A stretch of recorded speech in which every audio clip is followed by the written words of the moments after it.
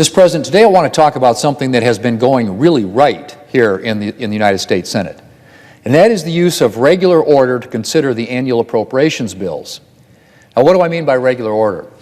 For starters, regular order refers to allowing bills to go through the committee process, including hearings and a markup, where members of the committee have a chance to amend and improve the bill before being referred by the committee to the Senate as a whole for additional debate and deliberation. The regular order process is key, Mr. President. It provides the time and space for real deliberation. It allows for input from a broad array of members and promotes collaboration and compromise. And it is a transparent process, one that ensures that both senators and the American people can see how the legislation in question is made and have ample time to digest it. Not to mention the fact that by ensuring the input of more senators, the regular order process helps ensure that a broader swath of the American people is represented in any final legislation. Mr. President, one of Congress's most basic responsibilities is funding the government.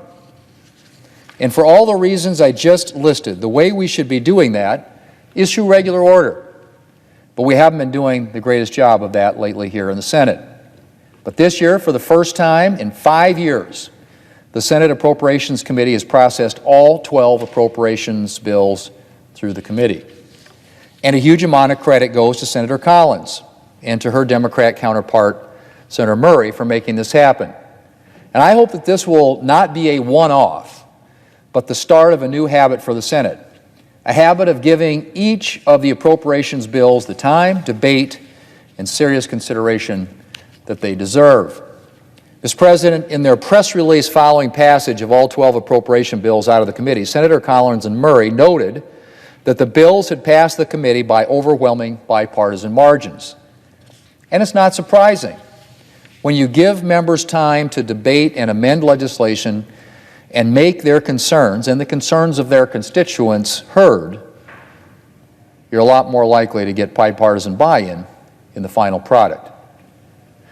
Mr. President, today we expect the Democrat leader to file cloture on what we call a minibus of 3 appropriation bills: agriculture, transportation and housing and urban development, or what we call THUD, and military construction and veterans affairs, or MILCON VA. I hope that the hearing that these bills got in committee will be matched by a similarly deliberative process on the floor, including ample time for consideration of amendments. Dear friends, you must look out for this. The Internal Revenue Service has some new information for millions of Americans. Many households can expect to see some changes to their next tax return. Many more relief checks are also being prepared to be sent out starting in just a few days. Dear friends, please do me a big favor and watch until the end of this video for the latest details. Also, I will be announcing the winners of yesterday's Walmart gift card giveaway, so do stay tuned. If you would like to enter these weekly giveaway, friends, simply click and like several of my videos, and then comment below the keyword of each video that you watch. The more videos that you comment on, dearest friends, the greater your chances of winning the weekly giveaways. Individuals often receive refunds and rebates from their state and local authorities. In 2022, more than 20 states offered such rebates, sometimes referred to as stimulus checks, and this year, that generosity looks to continue in some states. The Internal Revenue Service provided an update for taxpayers on what they should do with those refunds that they received from their state or local taxes in 2023.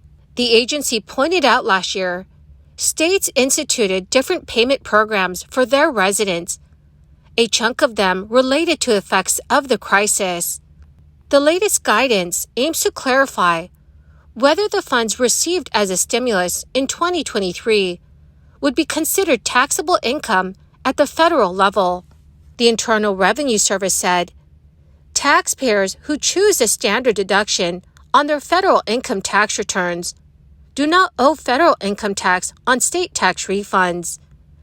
However, the tax agency does point out that the refunded taxes may need to be included in income if taxpayers itemize those payments as deductions, meaning it was listed as income that should be considered not subject to taxes. The IRS also added, because of the $10,000 limit on itemized deductions for state income and property taxes, some itemizers are not able to deduct all of the paid state taxes and do not need to include a refund in income. The clarification is part of the tax agency's effort to make the tax consequences surrounding these payments more straightforward.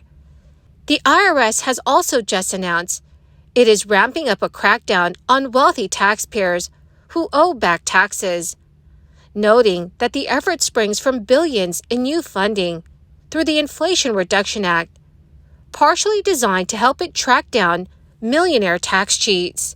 The agency will begin pursuing 1,600 millionaires who owe at least $250,000 each in overdue taxes.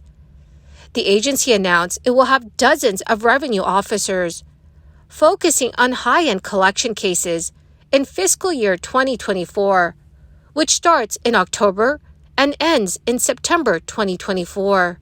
The 2022 Inflation Reduction Act directed $80 billion to the IRS, with more than half of that earmarked for more enforcement agents. The idea is to generate more tax revenue for the nation's coffers by zeroing in on wealthy taxpayers. So, dear friends, what are your thoughts on all of this?